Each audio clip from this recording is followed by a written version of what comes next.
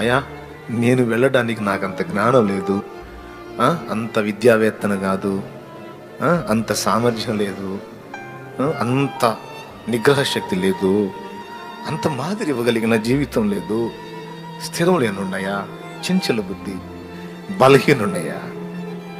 అందుకని నేను నీ పక్షంగా నిలిచి నేను నీకు బిడ్డగా మాదిరిగా అనేక మందికి నిలవాలంటే నా చేతనయ్యే పని కాదు.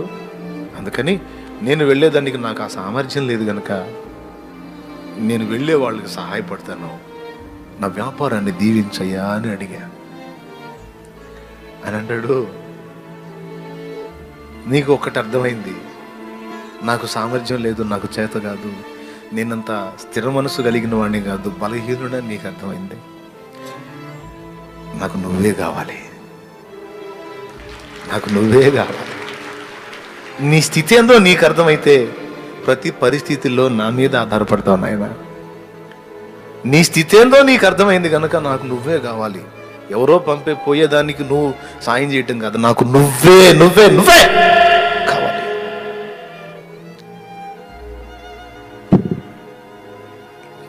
నీ పరువు పోయింది నన్ను పెట్టుకుంటే, నువ్వు నీ గాలి తీసేస్తా, నేను ఏదో అనుకుంటున్నావు, నమ్మకస్తున్నా, నిష్ప్రయోజకున్నాయా. అయినా నీ ప్రయోజనకారితనంతో నాకెందుకురా అయ్యా. నువ్వు బలహీనుడివే కావచ్చు, నువ్వు చంచలుడివే, చంచల మనసు కూడా నిన్ను జ్ఞానం గ్రహించేటట్టు నేను చేసుకుంటానైనా. నువ్వు బలహీనుడు అని గుర్తించావా, ఒక్కటి చాలు, నాకేమీ తెలియదని గుర్తించావు, నేను నేర్పుకుంటా. నాకు సామర్థ్యం లేదని గుర్తించావు, నేను నీకు సామర్థ్యం ఇస్తాను. నా జ్ఞానం లేదని గుర్తించావు, నీకు జ్ఞానాన్ని నేను నేర్పుకుంటా. స్థిరంగా నిలవలేను అయ్యా అన్నావు, నేను నిలబెట్టుకుంటా.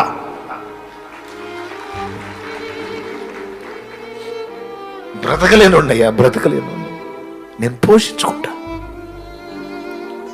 నాకు నువ్వే కావాలి. ఈరోజు కూడా నాకు అదే వింత. నేను నిజంగా చెబుతున్నాను, నాకు అంత సామర్థ్యం లేదు, అంత జ్ఞానం లేదు. నాకు చాలా చదువుకున్న వాళ్ళు కనపడితే భలే నోరు ఊరితి, చాలా చదువుకున్న వాళ్ళు గొప్ప గొప్ప వ్యక్తులు కనపడితే నోరు ఊరితి. నాకు ఎందుకు తెలుసా, నాకు వీళ్ళంత జ్ఞానం లేదు, వీళ్ళంత చదువు లేదు, వీళ్ళంత అద్భుతంగా నేను మాట్లాడలేను. వీళ్ళు నిజంగా నా ప్రభు కోసం నిలబడితే ఎంత మందిని రక్షించగలుగుతారో కదా, నరకాగ్ని నుంచి ఎంత మందిని కాపాడతారో కదా. వీళ్ళెందుకు దీన్ని ఆలోచించరు, వీళ్ళెందుకు వాళ్ళ అవకాశాలు వినియోగించుకొని క్రీస్తుని ప్రకటించరు, వీళ్ళెందుకు అని వేదన కలిగి నోరూరిద్ది వాళ్ళని చూస్తే.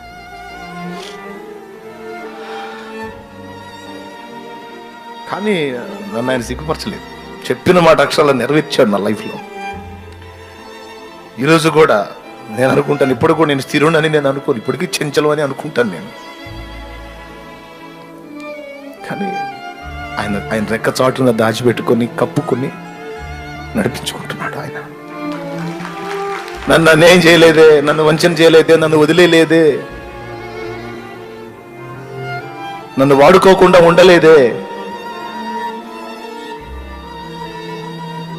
జాగ్రత్త నాయనా, అందరిలాగా ప్రవర్తించొద్దయ్యా, నిన్ను కొంచెం ప్రత్యేకంగా దృష్టిలో పెట్టుకున్నాను.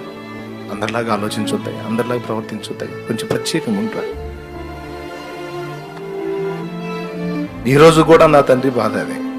జాగ్రత్తగా నువ్వు ఒకవేళ దైవజనుడు, నువ్వు ఒక శ్రేష్టమైన దైవజనుడు ప్రజల్లో గుర్తింపు పడితే నిన్ను గురించి కూడా నాన్న అదే అంటున్నాడు. మన నాన్న అదే అంటున్నాడు. ఏమన్నా తెలుసా, నాతో అన్నమాట నీతో అంటున్నాడు. నీ పేరేదో నాకు తెలీదు, నీ ఊరేదో నాకు తెలీదు, నువ్వు ఎక్కడున్నావో నాకు తెలియదు, కానీ ఒక్కటి తెలుసు, నువ్వు దేవుని ఏర్పాటులో ఉంటే ఈ మాట నీకు ఆయన వినబడేటట్టు చేస్తాడని తెలుసు.